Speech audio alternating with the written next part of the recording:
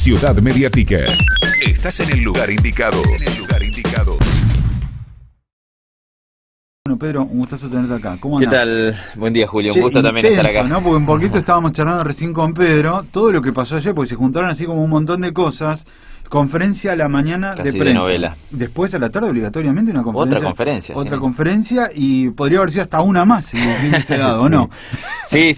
Fue todo bastante extraño porque se dieron circunstancias, lógicamente, que cambiaban el escenario político y de lo que se estaba discutiendo en cuestión de horas, ¿no? Entonces, para sintetizar, más allá de que esto nosotros venimos con una pelea extensa, ¿no? Y desde hace mucho tiempo denunciando la emergencia educativa, lo que implicaba la emergencia educativa, tuvimos con vigilia frente a la Cámara de Diputados, docentes de toda la provincia, acá de Gallegos, movilizándose, rompiendo un poquito este mito de que en realidad, digamos, siempre el trabajador se mueve en función de aspectos salariales, y esto no tenía que ver con aspectos salariales, esto tenía que ver con derechos laborales y sindicales.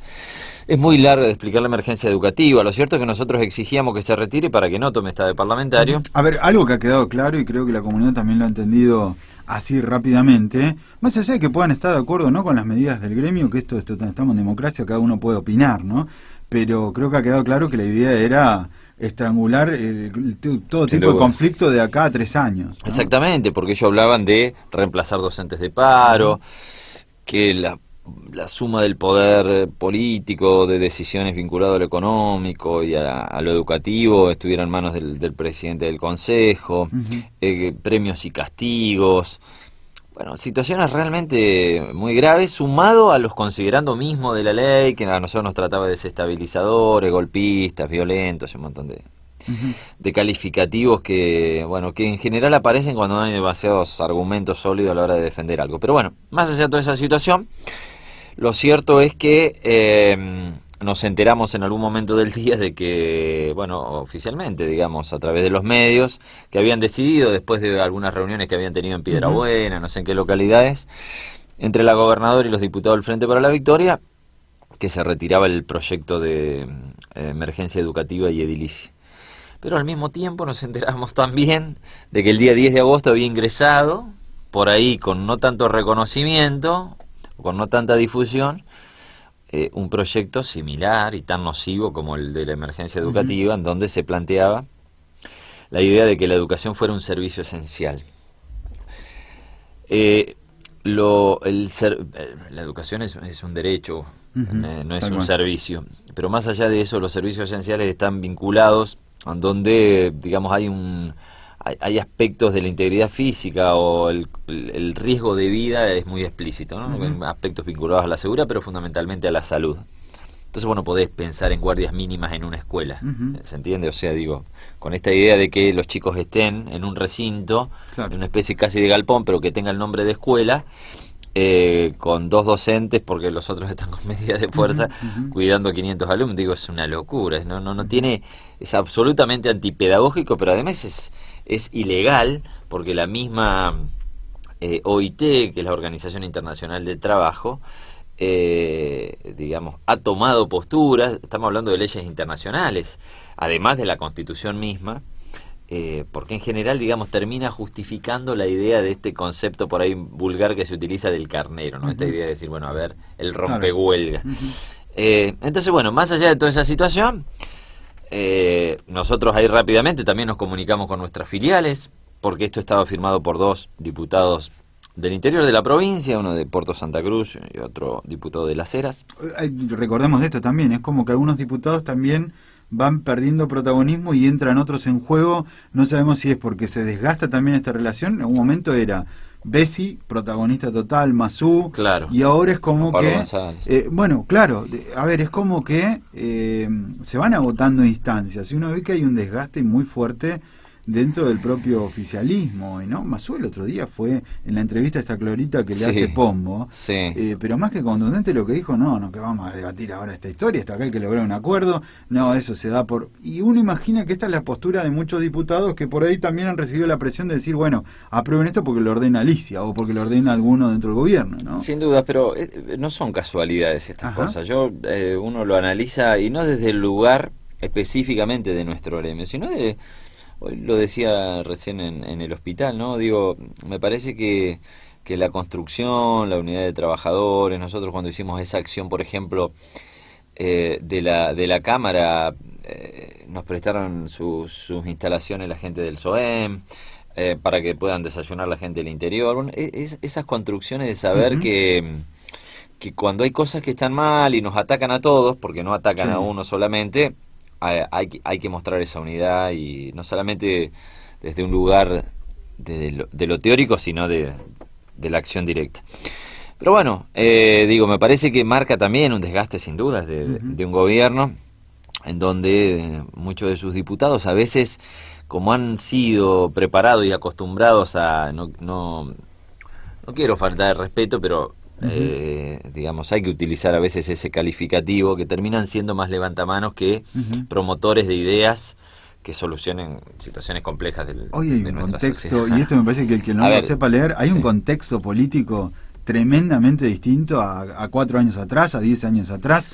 El Frente siempre estuvo acostumbrado a que era mayoría en absolutamente todo. Hoy que la propia gobernadora nunca ha estado acostumbrada a esto, ¿no? Cuando se habla de negociar. Sí, y no es una cuestión exclusivamente de dinero, creo yo, ¿eh? Más allá de que siempre han comprado voluntades a partir del clientelismo, lo cierto es que me parece que vos necesitas además cuadros políticos para salir a legitimar algo, ¿no? En el sentido de que si vos defendés una ley tenés que por lo menos saber de qué se trata. Uno de estos diputados,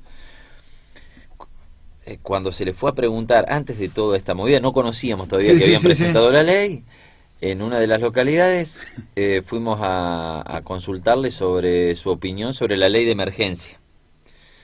Y está grabado, o sea, y es público, y dijo, bueno, yo no le puedo decir nada porque no la leí, denme un tiempo como para después.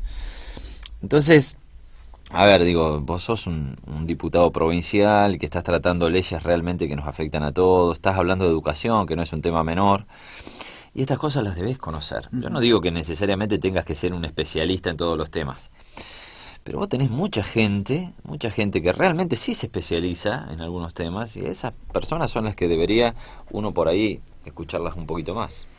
Bueno, a ver, hay mucho para analizar justamente de lo que ha ocurrido en estas últimas horas, lo que significa hoy, en este caso, ADOSAC. Nosotros un poco también veníamos planteando, ¿no? Cómo molesta a los gobiernos, gremios que, plantean justamente discusión. Pues es que yo siempre me remonto a esto. En el 2007, cuando se arranca con el tema de las paritarias, vino gente a capacitar a cada uno de los gremios, que han estado en la Secretaría de Trabajo, han hecho varias cosas importantes ahí. Y algunos de esta gente que vino a capacitar, algunos constitucionalistas y demás, plantearon el tema de que acá se plantean varias dificultades, ¿no?, en la discusión paritaria. Una, cuando no se tiene buenos paritarios y la situación queda estancada. Cuando el gobierno, sintiendo que tiene el poder, quiere cortar las paritarias. Parialta lo hizo 30 millones de veces esto, ¿no? A ATE le cortó paritarias, a ustedes les puso un decreto y dijo, vamos. O sea, mucha gente que hoy se llena la boca hablando de democracia, realmente en el momento que tienen que discutir en un ámbito paritario estos temas, ¿no? Como, ¿cómo seguimos? Pero claro, sin duda. El otro día tiraban datos, se perdió del 2007 hasta la fecha, dicen que más de 1 año y medio de clase. Es una barbaridad para ustedes, una barbaridad para nuestros chicos, una barbaridad para todo el mundo. La sociedad en general, sin duda. A nivel nacional se habla de 4 años o 5 años de diferencia educativa de nuestros chicos con otros lugares del mundo, ¿no? Hoy que estamos comparando todo. Ni hablar, pero el tema es que a veces uno debería hacer un análisis profundo, ¿no? Porque yo entiendo que por ahí lo más simple es decir, bueno, en realidad, digamos, se pierde cuando hay una medida de fuerza. Pero a veces se pierde todos los días. En muchas cosas en materia educativa y de formación y de aprendizajes significativos, y pasa desapercibido porque el chico está en la escuela. Claro. El estar en la escuela no significa que esté aprendiendo o como corresponde, porque a veces ni siquiera están las condiciones dadas para que ese aprendizaje realmente sea importante, ¿no? Digo, el año pasado habremos hecho ¿cuántas medidas de fuerza nosotros? 4, 5. No hubo, el año pasado fue el problema de la edilicio, bueno, ¿no? En todos entonces, pero sí hicimos más de 20 cursos, capacitaciones, congresos pedagógicos. Entonces vos claramente lo que tenés hoy también es un gobierno en donde sus cabezas en materia de educación, digamos, deja bastante que desear, porque uno no escucha, digamos, a los referentes, digamos, del Consejo diciendo, bueno, vamos por acá. ¿Qué vamos a hacer en estos 4 meses? A ver, digo, ¿dónde está Borselli? No lo sé, sinceramente no lo sé. Hay muchos trascendidos, pero no quiero tomarme de eso. Pero más allá de dónde esté, el tema es qué es lo que se esté haciendo, porque vos decís, quedan, 3 meses, 4 meses para el cierre del ciclo lectivo. ¿Cómo de alguna manera se mira hacia adelante, no solamente con respecto al 2016, sino al año que viene? ¿Qué cosas de alguna después aparece en esta cuestión, viste, aparece una circular o aparece una resolución donde te dice, bueno, ahora tienen que aprobar todos, hay que pasar, bueno, pero empecemos a charlar las cuestiones de evaluación, los problemas insisto, digamos, edilicios, los inconvenientes administrativos que existen en cada una de las escuelas, situaciones de una enorme gravedad que acá lamentablemente siempre se termina circunscribiendo a las cuestiones de medidas de fuerza. Ahora, ¿quién ha llevado una situación de conflicto? Pero insisto, y no es quitarnos responsabilidad de las decisiones que tomamos, porque nosotros nos hacemos cargo y no cometemos delitos en las cosas que hacemos, pero sí lo cierto es que vos te encontrás con un año que comenzó sin paritarias, porque en realidad, digamos, el argumento era que iban a esperar que se defina la paritaria nacional, pasó la paritaria nacional, tampoco llamaban a paritaria, que la provincia la habían encontrado, que la herencia de Peralta, que no sé qué, y bueno, después de eso aparecieron los ofrecimientos en negro, sumas fijas, los porcentajes de ese 10% que cerraron con parte de la administración pública, y sintéticamente llegamos recién al mes de junio donde se toma cuenta un ofrecimiento que puede ser bueno o malo, que siempre lo decían nuestras asambleas. Ahora, venís del receso y te encontrás que no te pagan el aguinaldo y que meten esta ley de emergencia educativa que es peor que cualquier otra cosa. Ya hasta el aguinaldo quedaba, digamos, en una escala inferior. Entonces digo, cuando hay un gobierno más concentrado a veces en tratar de cercenar derechos laborales o disciplinar o someter, digamos, a un sindicato, y deja de lado lo importante, que es la educación, que es la salud, que es el trabajo, bueno, estamos en las situaciones que estamos, digo, esto es así, lamentablemente hoy lo que vivimos es un contexto de degradación, no solamente institucional, sino social, muy grave, y bueno, y entre todos creo que lo que pasó ayer me parece que es un buen síntoma, ¿no? Digo, el hecho de que cuando uno toma conciencia de las cosas, tiene convicción, y no se deja llevar, digamos, por el interés sectorial, bueno, las cosas se pueden cambiar. Pero vos sabés que el otro día estábamos charlando, comentábamos, y a través de un título también, a través de Mediática Digital, lo que había ocurrido con los primeros informes, ¿no?, de los docentes luego del conflicto. Yo comentaba al aire y tenía la sensación de que, y por eso preguntaba ¿dónde está Borselli? Uno tiene la sensación de que el docente, bueno, sale de este conflicto, entra al aula, y así como para las épocas de campaña se organizan foros bellísimos, que están re buenos, y uno dice, ¿por qué no se organizó algo de este estilo? Se convocó desde el órgano, digamos, madre, que de una u otra manera tiene una responsabilidad del sistema educativo en Santa Cruz, a decir, che, bueno, a ver, hicimos un parate acá con el tema del conflicto. ¿Cómo arrancamos estos 3 meses que quedan? El docente queda como solo en el aula, empieza a pedir o empieza a evaluar la situación del chico y empiezan el contraste también con los papás, ¿no? El enojo de los papás que se encuentran y claro que mi pibe no ha evolucionado durante estos meses, no aprende. A ver, pero uno tiene esta sensación de que hay una soledad del docente que no pasa por el gremio, ¿no? Vuelvo a insistir en el mismo. Esto tiene que ser un esquema conjunto. Eso estamos absolutamente de acuerdo. Hay un sistema educativo que está absolutamente fragmentado. Entonces vos tenés decisiones que por ahí se toman en el despacho Borselli, si es que se toman. El despacho Borselli vienen más de arriba, que nada tienen que ver con lo que realmente está sucediendo en la escuela, ¿no? Entonces esas son las... Y bueno, hay varios filtros en el medio y en general siempre son cuestiones más de imposición que de debate. Claro. Entonces digo... Si vos no escuchás al padre, si vos no escuchás al docente, si no escuchás al alumno, es muy difícil que en realidad, digamos, sepas lo que... Porque ni siquiera entras a las escuelas. Digo, pasó con el ISEP el otro día, tuvimos que nosotros una situación, digamos, de violencia laboral terrible. Y esto se sigue dando, no es nuevo, ¿no? No somos un consejo paralelo, ¿no? Pero tenemos que proteger determinadas situaciones y a veces hay cosas que nos exceden a nosotros. A ver, digo, me preguntan diciendo, bueno, a ver ahora cómo la evaluación de acá... Digo, hay definiciones que tiene que tomar quien define las políticas educativas, que el Consejo Provincial de Educación, para algo están. Y después, lógicamente, necesitas un debate en serio, pero está absolutamente fragmentado, como decís vos, ¿no? Es esta cuestión de decir, a veces son cuestiones de maquillaje solamente, digo, el hecho de que haya un docente en un aula y haya chicos, digamos, en esa misma aula, implica que las cosas están bien, y no necesariamente están bien, porque tienen que estar bien cuando en realidad ese pibe logra un aprendizaje, cuando el docente tiene las condiciones mínimas y dignas para estar trabajando. Nos ha pasado, digamos, de recorrer escuelas en el interior mismo, y acá en Gallegos, donde tenés persianas rotas, donde tenés las aulas estas de Durlo, que te apoyás y haces un gran agujero y se escucha lo que está al lado, donde todo el día está rogando que no explote la caldera. Digo, hay situaciones de tanta precariedad que también hacen al proceso de aprendizaje. Sumado, insisto, digo, a una falta de políticas que marcan una cefalía, digamos, muy alarmante.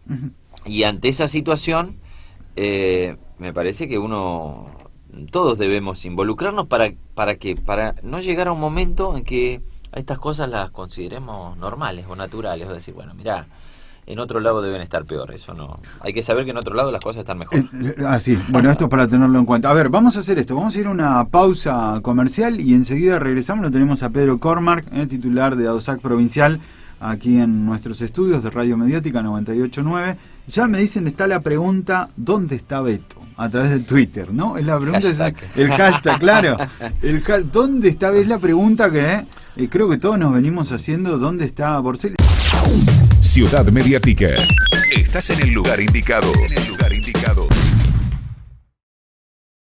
En realidad, ¿está el año perdido? ¿Podemos decir que es un año perdido en cuanto a lo educativo? Te lo pregunto ya como docente. Bueno, ¿no? Sin duda que hay una situación muy crítica, eso es innegable. Y hay una crisis, digamos, sistémica importante. Pero, bueno, primero habría que escuchar a ver cuál es el análisis que hace el Consejo Provincial de Educación, sus autoridades, y cuáles son los lineamientos de alguna manera que se aplicarían de acá a fin de año, ¿no?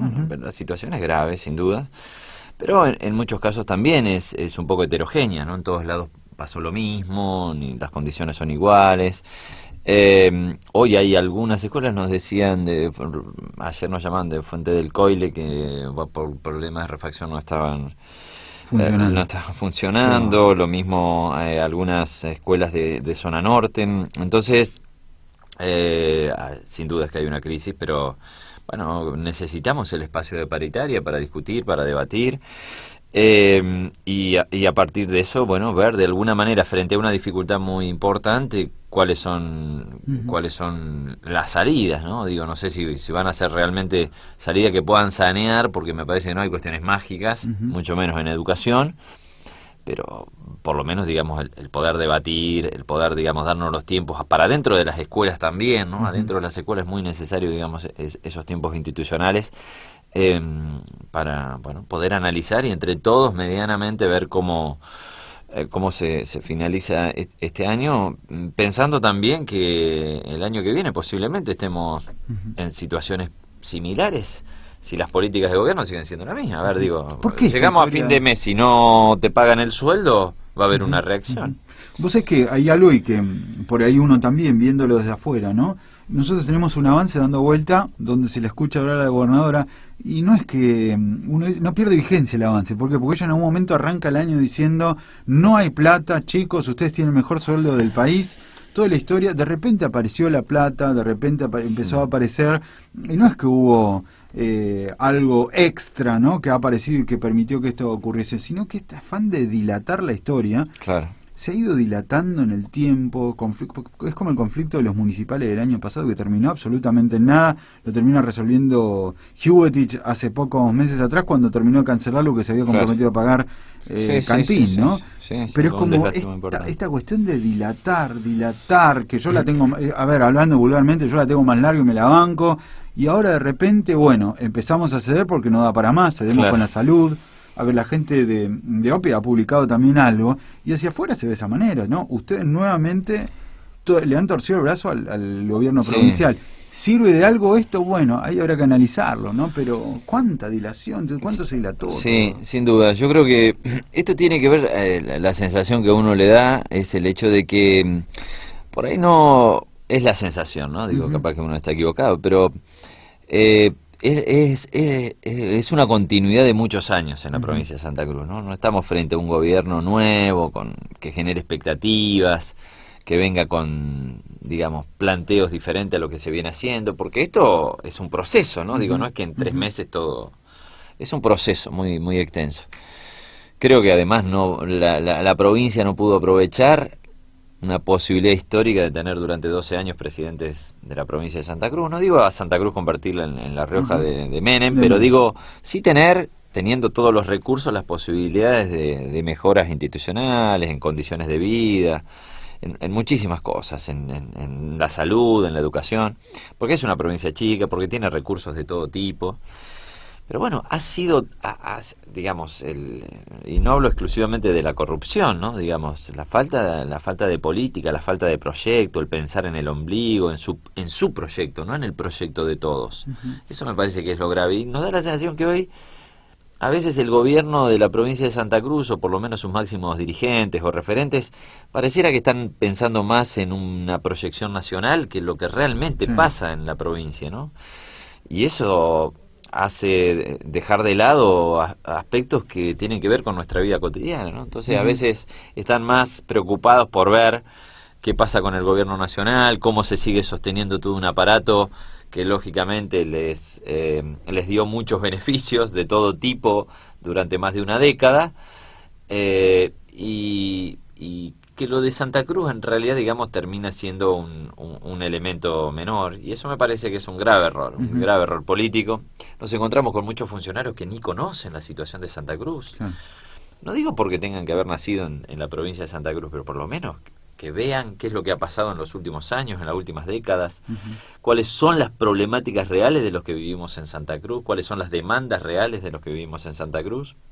Y en general nos encontramos con estos funcionarios que están 3 o 4 días y después vuelven a su lugar de origen, que en muchos casos es Buenos Aires, que no tienen, digamos, por ahí una capacidad política en cuanto, digamos, al vincularse con el otro, ¿no? Porque uno puede entender que hay momentos de crisis, pero en esos momentos de crisis necesitas la capacidad política. Acá tenés crisis y tenés un gobierno que no habla, que no sale a decir nada. Entonces eso marca claramente una gran debilidad. Y cuando sale a hablar a partir de las chicanas, ¿viste? Como esta cuestión de que los docentes se creen los dueños de no sé qué cosa, que la capucha, que todas esas cosas, digamos, que en general terminan hablando más mal del que lo dice de que al que intentan agredir, ¿no? Entonces, bueno, son muchas las circunstancias que nos llevan a una situación como esta. Pero bueno, nada está perdido. Yo esto de las cosas están perdidas, no están perdidas. Digamos, mientras haya gente que reaccione frente a esto, no se quede callada, no sea cómplice, porque de estas décadas, en realidad, digamos, que han pasado en Santa Cruz, están los que han creado, digamos, el modelo y lo han llevado adelante y se han beneficiado, pero también ha habido muchísima complicidad, esa complicidad silenciosa de no decir las cosas que estaban bien, porque en realidad, digamos, a fin de mes cobraba o en realidad tenía la posibilidad de algo, pero digo, me parece que uno... Sí, mi quintita, cuido mi quintita, digo, bueno, pero en algún momento nos dimos cuenta que en muchos casos los niveles de corrupción fueron tan superlativos que terminó afectando las cuestiones absolutamente básicas. Yo insisto, te debe pasar a vos y nos pasa a muchos por ahí que tenemos contacto también con otros sectores y que caminamos un poquito en la calle. Digo, el hecho de no tener medicamentos en las farmacias, el hecho de tener hasta en un especialista, de empezar a las 8 de la mañana el turno y terminarlo a la noche, el hecho de no tener un avión sanitario, de que no te puedas enfermar en Santa Cruz porque corres el riesgo de morirte. Digo, esas son las cosas que no se pueden convalidar, ¿no? Y esto se acentúa muchísimo más en el interior. Digo, no digo que Gallego estén las cosas súper bien, pero en el interior en muchos casos es aún más grave. Entonces digo, estas son las cosas que nosotros debemos reclamar, no solamente desde una cuestión discursiva, sino desde una acción. Después nos quieren poner como violentos, desestabilizadores, pero hay que reaccionar frente a estas cosas, digo, porque si no, como decimos siempre, se termina naturalizando algo que realmente que está muy mal y que no merece ningún ciudadano de la provincia de Santa Cruz. Merece vivir dignamente, que su calidad de vida sea bueno. Claro. Digo, uno ve los diarios, vos que seguís por ahí los medios también, no solamente ya lo que te dicen la gente que vive ahí, hasta los mismos medios, la situación de Caleta Olivia, Sí, ¿no? está Digamos, bien. ese título el otro día, digamos que fue muy comentado. Digo, es esto, ¿no? Digamos, es esa degradación permanente que, bueno, que no nos puede llevar a la situación de resignación. Pues es que acá, mira, nos manda un mensaje Eduardo, en este caso de Puerto San Julián. Él nos plantea que, y en este caso escuchando la entrevista, dice que él plantea que ADOSAC se ha transformado en una especie de la voz de la oposición que hoy no logra consolidarse en Santa Cruz. A ver, y por ahí es donde se mezclan estas cuestiones, ¿no? Y ustedes se han encargado también de marcarlo más de una vez. Nosotros representamos los intereses de los trabajadores docentes, pero el reclamo que ustedes han llevado adelante en muchos de los casos también representan la voz de muchos santacruceños que no pueden o no tienen la capacidad de hablar, y esto también plantea un déficit que hoy tiene la propia oposición.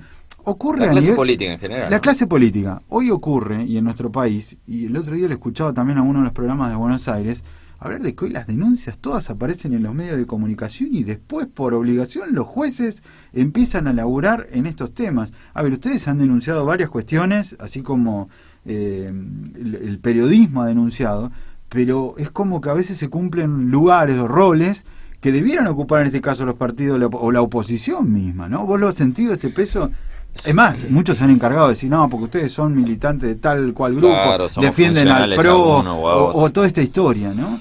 Sí, pero bueno, es natural porque creo que se vive también, no solamente en la provincia de Santa Cruz, sino a nivel nacional, de un gran descreimiento en la política en general. Más allá de que nosotros de alguna manera convalidamos el concepto de política y no lo vemos como una mala palabra, al contrario, más allá de que algunos políticos sí han tratado de convertirla en mala palabra, pero la política realmente es una herramienta de transformación y es lo que se necesita de alguna manera, la buena política, ¿no? El poder pensar en el otro y el hacer cosas también por el otro. Ahora, es cierto esto de que a veces terminamos canalizando en muchos casos la bronca, frustraciones, impotencias, a veces porque uno no pertenece a un sindicato o a un partido político y porque ve que en realidad, digamos, quienes aparecen como opositores, digamos, lo muestran solamente a través de algún medio, pero no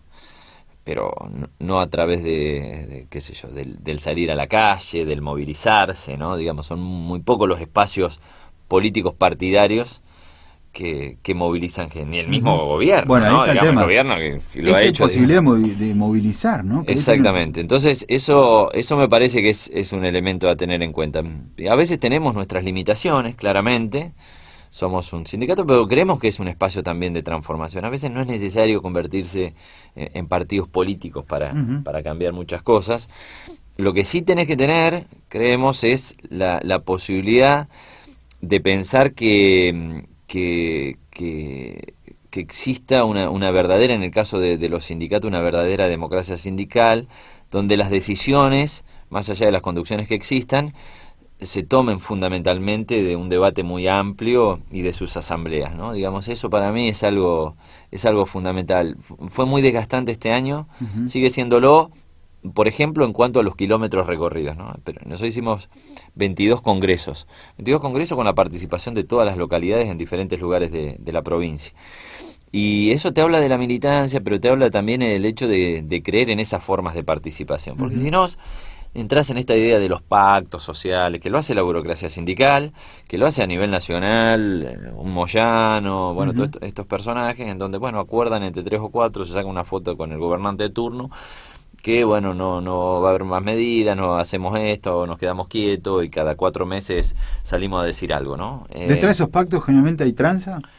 Sí, por supuesto, o por lo menos, más allá, no sé si es el concepto, digo, lo que no existe es la posibilidad de que tus afiliados, digamos, tengan voz, ¿no? Entonces terminan siendo casi ovejitas o personas que a veces están casi obligadas a afiliarse y no sienten una convicción de que su sindicato los represente. Pero bueno, no importa, yo lo que digo es que me parece que hay otra forma también de hacer sindicalismo, como hay otra forma de hacer política, y uno debe reconocer también que hubo diputados que salieron a cuestionar, digamos, estos proyectos, y eso nos parece importante, de diferentes banderías políticas, no estoy hablando exclusivamente, digamos, de una, y sin dudas que suma, por lo menos para nuestro planteo. Lo cierto también es que dentro del sindicalismo mismo existe otras formas de pensarlo, ¿no? No todo el sindicalismo, digamos, debe asociarse a los gordos de la CGT. Y eso me parece que son procesos de crecimiento. Yo insisto, digo, este año la Mesa de Unidad Sindical en cada localidad, digamos, creció. Y ese crecimiento nos permite hoy pensar cosas que hace, qué sé yo, 5, 10, 15, 20 años atrás eran imposibles.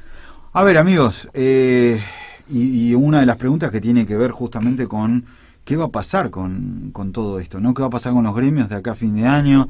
¿Cómo está esta situación de Alicia, la gobernabilidad de Alicia? Que no se habla mucho ni se comenta mucho, pero en realidad también es uno de los temas que me parece que también tiene que empezar a hablarse. ¿Qué capacidad de llegar a cumplir los años tiene esta gobernadora, ¿no? ¿Qué va a pasar con los gremios de acá? Más, ¿qué va a pasar en diciembre? Lo que yo te decía antes con el aguinaldo, ¿no? Porque algunos jugando con esta historia de que, bueno, se termina el año. Muchachos de Vialidad le dijimos, ahora se lo pagaron porque justo era la época invernal, pero si esto se plantea en diciembre, ¿cómo lo ven ustedes? ¿Qué analizan de esto? Porque acaba de estar con la guardia parada, como se dice. No, por eso, este es un proceso diario, ¿no? Por eso no hay cuestiones en donde uno debe, como se dice, dormirse en los laureles y bueno, ya con esto las cosas están logradas, ¿no? Acá hay muchísimas cosas las cuales lógicamente necesitan soluciones, y para eso es necesaria, digamos, esta idea de democracia de participación, ¿no? Porque si no quedamos en esta cuestión que en muchos casos también aparece, digamos, como parte de nuestra cultura política, de pensar que la democracia es representativa exclusivamente. Entonces cada 4 años votamos y bueno, que se arregle el que votó, ¿no? Todos tenemos que ser parte, lógicamente, de los cambios. Yo sinceramente no sé cómo va a terminar. Uno no sabe, en Santa Cruz no sabe lo que va a pasar mañana.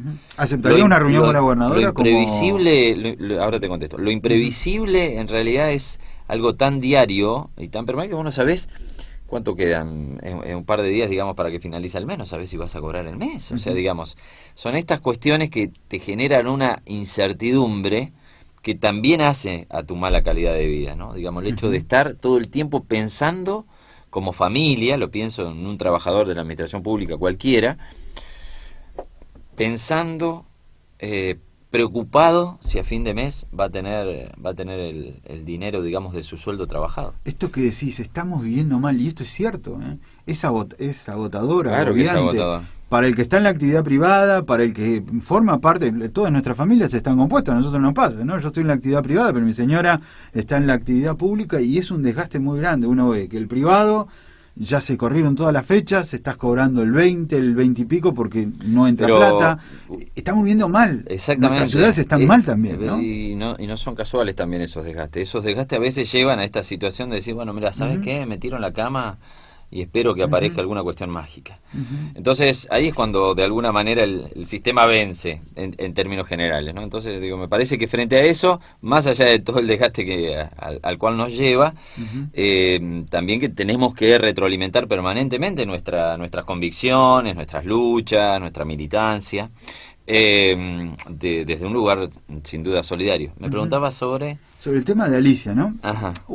A ver, vamos a decirlo de esta manera, es como que ATE mantuvo esa reunión con Alicia y Garzón bajó los decibeles totalmente. Algunos dicen, bueno, se negoció esta ampliación de la cantidad de paritario. Vaya a saber qué historia será un tema de ATE, ¿no? En algún momento lo charlaremos con el propio Alejandro. ¿Qué pasa con ADOSAC? Porque Alicia parece como que tiene una pero me cuestión gustaría hacer una mención también a lo de ATE, porque y por supuesto sin entrar en ningún aspecto que tenga que ver con sus decisiones internas, porque no me corresponde.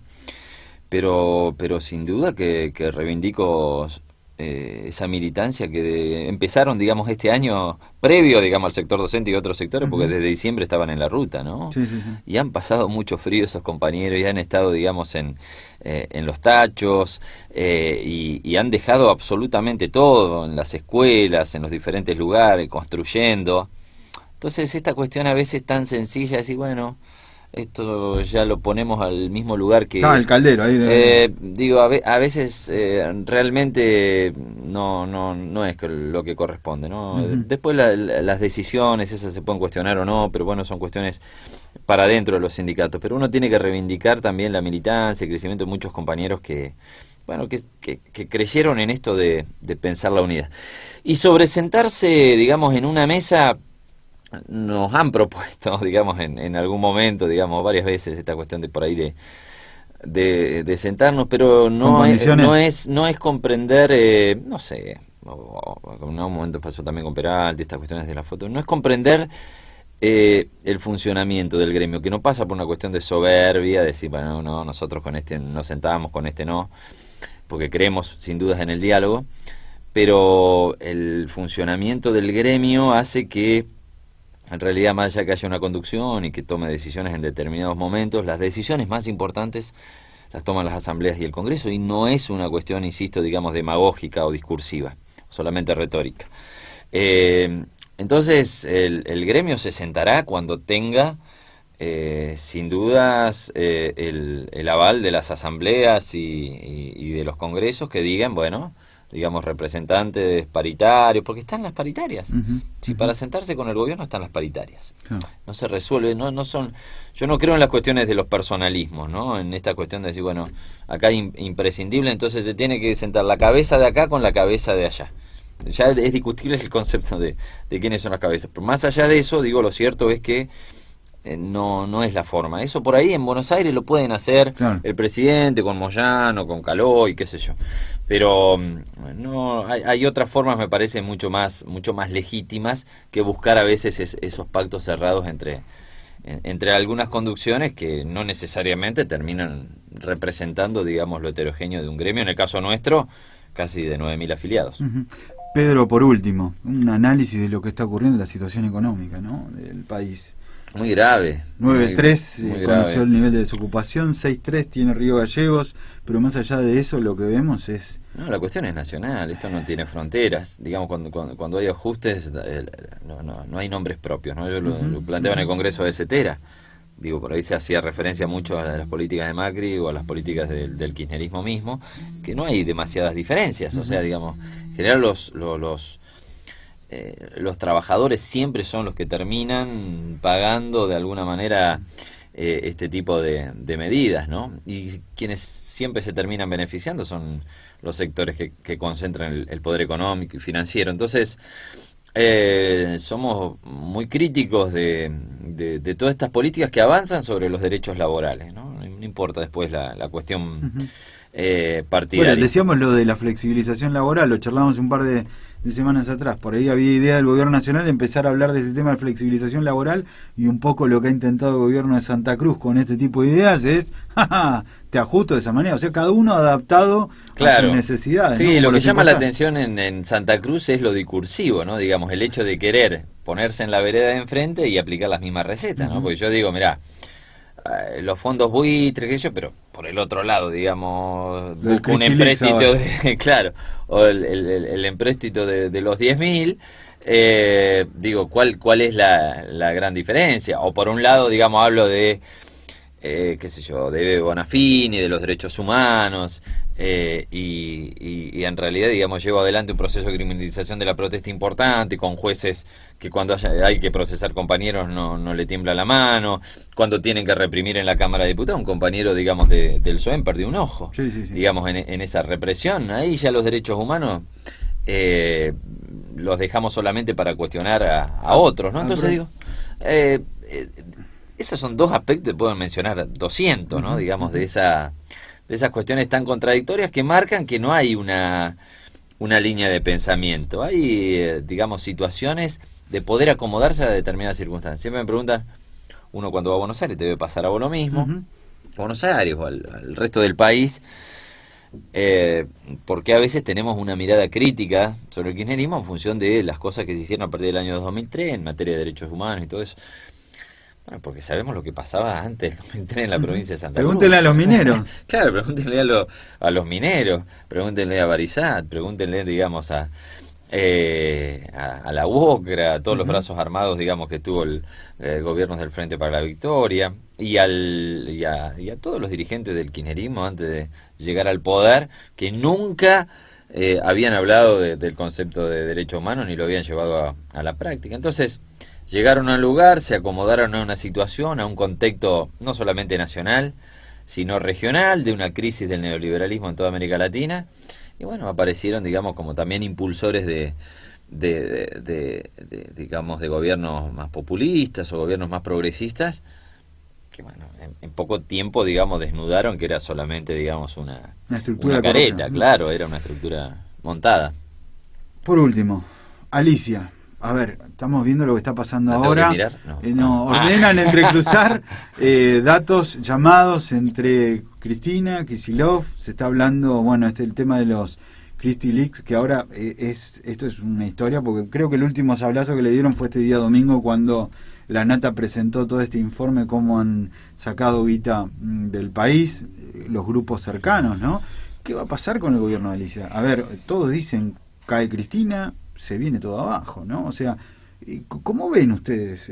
Lo digo como gremialista, lo han charlado con la mesa de unidad sindical. ¿Qué puede pasar? Hay procesamientos también, la gobernadora está procesada en algunas cuestiones que deberá dar cuenta. ¿Cómo ven este panorama, ¿no? Porque uno dice, falta Sí, poco claro. para las elecciones, algunos dicen, Cristina va a tratar de estirar hasta llegar a ser candidata a senadora el año que viene por Santa Cruz y de esa forma tratar de aguantar lo que quede, pensando siempre que a Macri le vaya mal, ¿no? Le va mal a Macri, nos va mal a todos, esta es la realidad. La verdad que uno ya no quiere más de estos Robin Hood o salvadores, queremos vivir, Claro. que los gobernantes lleguen a los tiempos que corresponden y quien chorea tiene que estar adentro, ¿no? Exacto. ¿Cómo ves Tan esto? sencillo como eso. A veces ¿Alicia puede terminar una situación también en un callejón sin salida en Santa Cruz? No lo sé, yo no quiero hipotetizar, digamos, sobre escenarios futuros, y mucho más cuando siempre, digamos, por ahí nos ponen como quienes estamos todo el tiempo intentando desestabilizar, o somos destituyentes, o impedir, digamos, el funcionamiento normal de la Cámara. Bueno, me parece que por ahí no es responsable de mi parte el hecho de decir, bueno, que uno puede tener una mirada, muchos podemos tener, digamos, un análisis, pero no sabemos cómo puede llegar a terminar la situación. Lo que sí es claro son los hechos, ¿no? Digamos, ya la gente está, creo, cansada y no soporta más el hecho de que la corrupción sea tan burda, ¿no? No se debe soportar la corrupción, más allá de que sea burdo o no, pero lo cierto es que se ha llevado a tal límite, el límite, digo, de las monjas, del convento el límite de la Rosadita, el límite acá en Santa Cruz del allanamiento de una casa de gobierno, es un hecho histórico, que acá no digo que pasó desapercibido, pero vos caminás 2 cuadras y te encontrás con un allanamiento, y no es que encontrás a 200, 500 personas, porque han internalizado que en la provincia de Santa Cruz la corrupción, Lázaro Báez y todos estos personajes han sido parte, Cristóbal López, bueno, todos los que conocemos y sabemos, han sido parte de la connivencia permanente con el poder. Nosotros venimos denunciando ya desde la década del 90 cómo la sobrefactura de la obra pública, de las escuelas, por ejemplo, por ahí no teníamos tanta prensa como Carrió y todo eso, pero de todas maneras el sindicato, cuando digo nosotros hablo del sindicato, desde hace mucho tiempo vienen denunciando estas irregularidades, ¿no? La incorporación de personal al Consejo Provincial de Educación Claro. pagada. ¿Qué ¿Qué pasó con eso? Buena pregunta Hoy para le escucho vos. uno hablar a la Gaby y habla de educación. Yo le escuché un análisis de Gabriela Peralta, hablar de educación, de la importancia. La educación no es un servicio, todo bárbaro, pero el año pasado para entrar tenía que poniendo esta balaganza, ¿no? ¿Qué pasó con eso? Pero además, yo cuando te hablaba de las complicidades, son también esas complicidades que no necesariamente tienen que ver con el ciudadano común, tienen que ver, digamos, con algunas instituciones, ¿no? Porque la justicia es una de las grandes cómplices de que todas estas cosas sucedan. la justicia, que cuando digo la justicia por ahí es muy generalizado, ¿no? Pero algunos jueces, que en realidad llegaron a ser jueces porque fueron puestos a dedos por el mismo gobierno de turno, al cual lógicamente después le tiene que responder con determinadas decisiones. Claro. Digo, ¿cómo puede ser que nosotros hacemos una denuncia del año 2012 sobre los fondos sindicales? Claro. Desde el año 2012 hay ya casi 20 millones de pesos. Desde el año 2012 hasta el año 2016, la justicia no hizo ni dijo absolutamente nada. Ahora, cuando hay que procesar a un compañero, como sucedió en Caleta Olivia, o en realidad o lo que ha hecho Quelín permanentemente en las Heras, son muy rápidos y tienen una celeridad, digamos, que llama la atención. Ahora, cuando afecta directamente a los trabajadores y toca los intereses del gobierno de turno, entonces después no nos llenemos la boca hablando de los poderes porque vos vas a la escuela y te dicen en la escuela, miren que en una democracia, en una república existen 3 poderes, que son independientes además, eso lo tenemos que decir nosotros, ya se te ríen los pibes. Cuando vos decís el poder ejecutivo, el legislativo y el judicial, bueno, acá no hay independencia. ¿De qué independencia hablamos si la justicia es cómplice en muchos casos de esta corrupción y forma parte, digamos, de ese entramado que, bueno, termina perjudicando a todos? Entonces, bueno, somos muchos los que de alguna manera tenemos responsabilidades también como ciudadanos y no tenemos que pensar que somos ciudadanos cuando vamos a votar solamente. Pedro, agradecemos desde ya esta posibilidad de tenerte acá al aire, de charlar un poco, charlar, como se decía, ¿no? De estas cosas que hoy nos tocan vivir y lo que se viene en materia educativa. Esperamos realmente de que exista algún encuentro, algo por el estilo, para poder organizar cómo terminamos el año. Ustedes están con medidas de fuerza en el día de hoy. Mañana estamos con un congreso provincial acá en Río Gallegos para ir definiendo cómo sigue, estar trabajando fundamentalmente sobre muchos aspectos laborales que sin duda, bueno, ahora se van a ir dando lógicamente, digamos, en el seno de las propias escuelas, ¿no? Y para lo cual hay que tener posiciones no solamente políticas, sino también fundamentalmente pedagógicas. Bueno, hoy 9 millones de chicos sin clases, ¿no? Este es uno de los datos que se estaban brindando a nivel nacional, justamente con este conflicto que están llevando adelante en distintos lugares, en todo el país. En todo el país. Bueno, Pedro, muchísimas gracias. Gracias a vos, Julio.